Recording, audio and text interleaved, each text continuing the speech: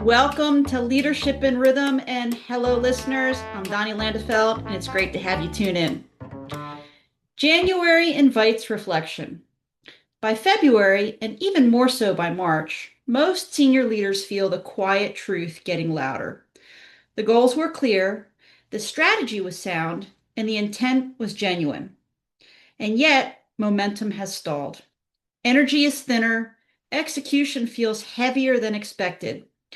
This is not a failure of discipline. It's a failure of alignment, specifically the mismatch between ambition and internal capacity. Senior leaders are rarely short on vision. What's often missing is an honest assessment of the emotional and nervous system load required to carry that vision forward. We set goals as if our focus, resilience, patience, and relational bandwidth are unlimited. And they're not. Goals collapse when they demand more regulation, trust, and emotional labor than a leader currently has available, and when that gap goes unacknowledged. So before you add another initiative, pause and ask yourself three strategic questions. First one, are your goals aligned with your actual capacity right now? Not aspirational capacity, actual capacity. Second, are you driving this goal from self-trust or self-pressure? Pressure may accelerate short-term output, but trust sustains long-term performance. And third, how might you be using productivity to avoid feeling? Over-execution can look effective while quietly eroding judgment and presence.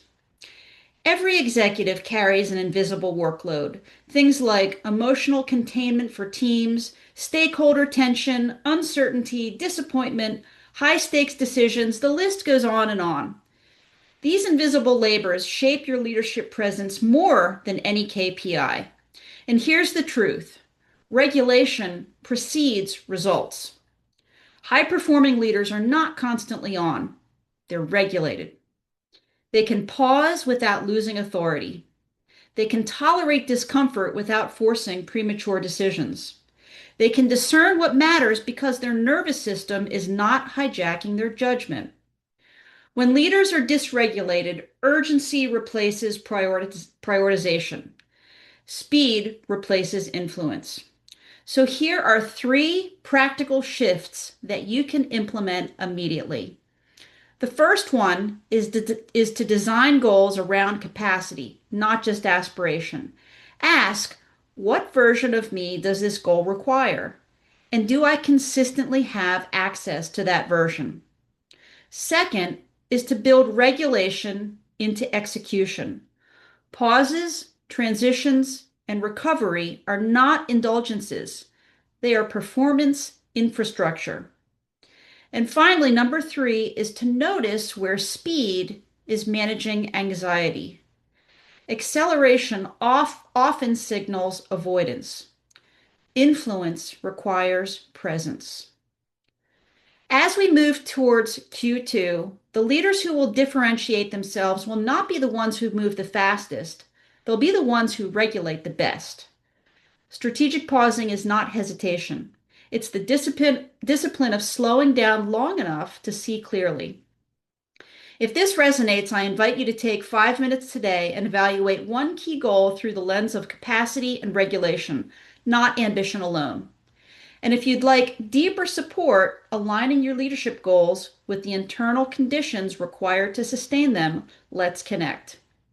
Execution doesn't fail because of a lack of ambition. It fails when leadership capacity is ignored, and that is absolutely solvable.